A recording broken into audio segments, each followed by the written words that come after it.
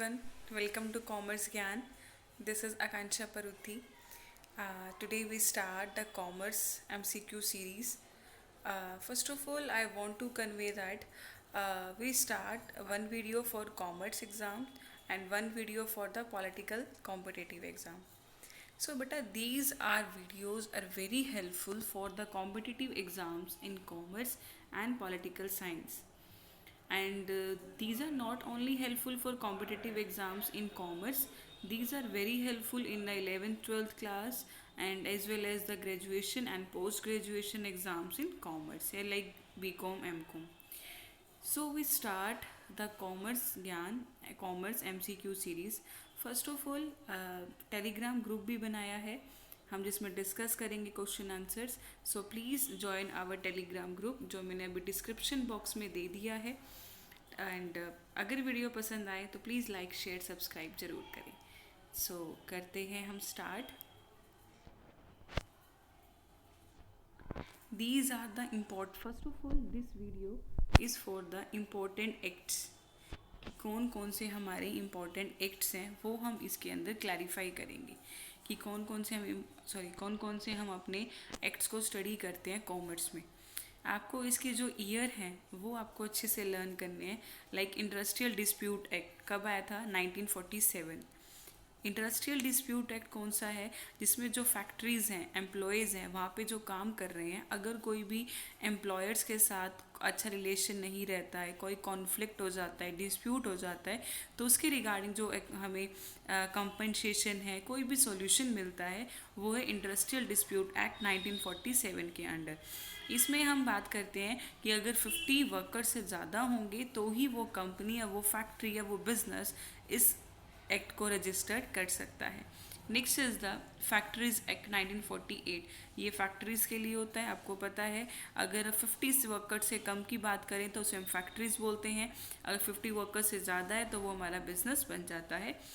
IDRA industrial development regulation act 1951. ये हमारी development के लिए कि हमने कैसे काम करना है, अगर काम अच्छे से हो रहा है नहीं हो रहा, कितना इन्वेस्टमेंट क्राइटेरिया है. नेक्स्ट वीडियो में आएगा. लाइक हमने जो पढ़ा था micro small and medium enterprise 11th business studies में आता है, उसकी जो लिमिट है MSME के अंडर वो चेंज हो चुकी है. Companies act 1956. अब हमारा चल रहा है कंपनीज़ एक्ट 2013. कंपनीज़ एक्ट के अकॉर्डिंग कंपनी एक आर्टिफिशियल एसोसिएशन ऑफ पर्सन होता है, प्रीपीएचओ सेशन होता है, limited liability, common seal. Companies bill 2012. ये बिल हमारा कुछ अमेंडमेंट्स लेकर आया था. जैसे हमने पढ़ रखा है OPC, वन पर्सन कंपनी. पहले ये वन पर्सन कंपनी नहीं थी, तो वन पर्सन कंपनी 2008 में आई थी. इसे LLP भी बोलते हैं, लिमिटेड लाइबिलिटी पार्टनरशिप. ये हमारा कंपनीज बिल 2012 के अंडर ही आया था. Next the depository act 1996. Depository act important है. Consumer protection act 1986. ये 12th में पूरा चैप्टर है, 12th यूनिट है हमारी 12th बिजनेस स्टडीज़ में कि कंज्यूमर प्रोटेक्शन एक्ट क्या होता है, इसके लेवल क्या है, डिस्ट्रिक्ट लेवल पे कितनी लिमिट है, स्टेट लेवल पे कितनी है, नेशनल लेवल पे कितनी है. नेक्स्ट इज़ द फेरा foreign exchange regulation act 1973.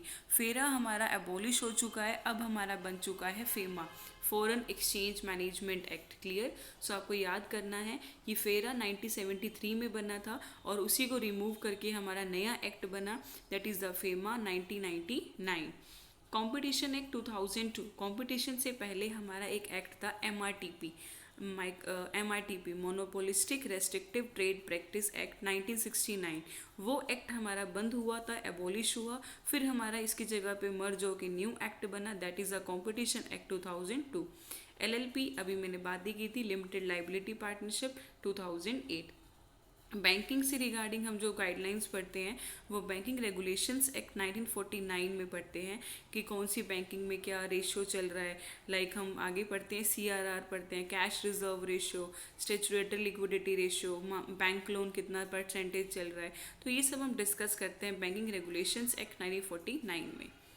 Indian contract act 1872 कि इंडियन कॉन्ट्रैक्ट में कितना रेट चल रहा है, कौन कौन सी पार्टीज़ दे सकती हैं, तो ये कौन सा एक्ट में आता है? 1872. पार्टनरशिप एक्ट 1932 है. ऐसे याद करना है जैसे पार्टनरशिप 1932, कंपनीज एक्ट 1956 जो अब है 2013. Next is the IRCI। देखो ये तीन जो हैं 15, 16, 17 ये एक जैसे ही है, एक ही है ये। सबसे पहले आया था हमारा IRCI, that is the industrial reconstruction corporation of India 1971। IRCI हमारा 1971 में आया था, industrial reconstruction corporation of India.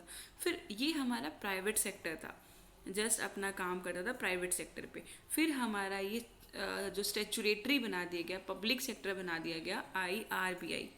IRCI को ही हमने पब्लिक बनाया, IRBI नेम हो गया, industrial reconstruction bank of India 1985। फिर हमारा IRBI को ही हमने बना दिया IIBI, industrial investment bank of India 1997। ये हमारा बन गया क्वासी जुडिशियल एक्ट, मतलब कुछ हमारे पब्लिक कुछ हमारे प्राइवेट, तो ये बन गया IIBI एक्ट 1997। फिर हमारा जो सिक है उसको कंट्रोल करना था, सिक इंडस्ट्रीज मतलब ऐसा पब्लिक सेक्टर जो लगातार 3 साल से कैश लॉस में था और फिर हम उसको प्राइवेट सेक्टर में कन्वर्ट कर देते हैं, तो उसके लिए हमारा बनाया सिक इंडस्ट्रियल कॉरपोरेशन एक्ट, मीन सिक का एक्ट, सिक इंडस्ट्रियल कॉरपोरेशन एक्ट 1985। फिर इंडस्ट्रियल पॉलिसी, कौन कौन सी ये पॉलिसीज़ हैं ये आपको लर्न करना है। हम सिर्फ ये पढ़ते हैं कि न्यू इकोनॉमिक पॉलिसी आई है 1991 में, new economic policy, industrial policy, but आपको यही पता होनी चाहिए कि फर्स्ट कैसे आई थी। फर्स्ट आया था इंडस्ट्रियल पॉलिसी रिजोल्यूशन। देखो एक वर्ड आया रिजोल्यूशन, एक आता है स्टेटमेंट। रिजोल्यूशन होता है प्रस्ताव, कि कोई भी हम लिटिल चेंजेस कर रहे हैं तो हम वो देते हैं रिजोल्यूशन से। जब हम बार बार चेंजेस कर रहे थे फिर हमारा आया स्टेटमेंट। तो फर्स्ट इंडस्ट्रियल पॉलिसी रिजोल्यूशन 1948, फिर सेकंड भी रिजोल्यूशन आया 1956, थर्ड स्टेटमेंट आया 1969, फोर्थ स्टेटमेंट आया 1973, फिफ्थ भी स्टेटमेंट आया 1977, सिक्स्थ रिजोल्यूशन आया। ध्यान रखना, first two resolution 48, 56, next third statement 69, 73, 77, फिर रिजोल्यूशन 80, 85 एंड 86, और लास्ट में हमारी इंडस्ट्रियल पॉलिसी न्यू आ गई 1991। Next is the IDRA, industrial IRDP, industrial rural development programme 1979। ये हमारा जो रूरल एरियाज़ हैं उनको प्रोटेक्ट करने के लिए था। जैसे हमारे कोई भी यूनिट्स हैं रूरल एरियाज़ में, उनको हम कैसे डेवलप कर सकते हैं, कैसे मोटिवेट कर सकते हैं, तो इसके लिए हमारा कौन सा आया था IRDP, industrial rural development programme. फिर हमारा नेशनल लेवल पे आ गया, that is the national rural employment programme 1980। Food के लिए बनाया गया था national food for work programme 2005, rural health mission 2005, national health insurance scheme 2007, food security mission 2007। आपको ये लर्न करने हैं, नोट्स बनाओ इसके जैसे मैंने बना रखे हैं ताकि आपको भी आगे प्रॉब्लम ना आए। राष्ट्रीय कृषि विकास योजना 2007, national rural livelihood mission 2011, minimum wages act 1948, employees state insurance act 1948, payment of wages act 1936, employees provident fund, या पढ़ते ही हो 52, ये इनकम टैक्स वाले जो कॉमर्स के हैं वो पढ़ते हैं, या प्लस 2 भी कॉमर्स में भी आता है बिजनेस स्टडीज़ में, कि जब बंदे रिटायर होते हैं तो उसके कंपनसेशन मिलता है। Employment exchange act 1959, maternity benefit act 1961, apprentice act 1961, payment of gratuity act 1972, employees compensation act 1923, trade union, जो देखो अब जो एम्प्लॉयर्स स्ट्राइक करते हैं उसे बोलते हैं ट्रेड एसोसिएशन, और जो वर्कर्स करते हैं उसे बोलते हैं ट्रेड यूनियन। तो ये कब आया था 1926 में, और फर्स्ट ट्रेड यूनियन कब हुई थी हमारी, बॉम्बे लोखंडे ने की थी स्ट्राइक सबसे बड़ी। Industrial employment act 1946, contract labour 1970, bonded labour system act 1976, plantation labour act 1951, mines act 1952, health and safety at work, हमें हेल्थ एंड सेफ्टी मिली है HRM में आता है, जो कॉमर्स में HRM आएगा सब्जेक्ट आगे, human resource management graduation and post graduation में, उसमें ये इंपॉर्टेंट एक्ट्स हैं। Health and safety at work act 1974, social security act 1935, motor and transport act 19 61 clear. So these are the important acts. आपको इसको learn करना है अच्छे से. इफ़ एनी डाउट या किसी में भी प्रॉब्लम आती है, क्वेरी आती है, then give comment in comment section. And Telegram group में I have listed in the description box. So वहाँ से चेक करके ऐड होना. And thank you so much. Like share subscribe.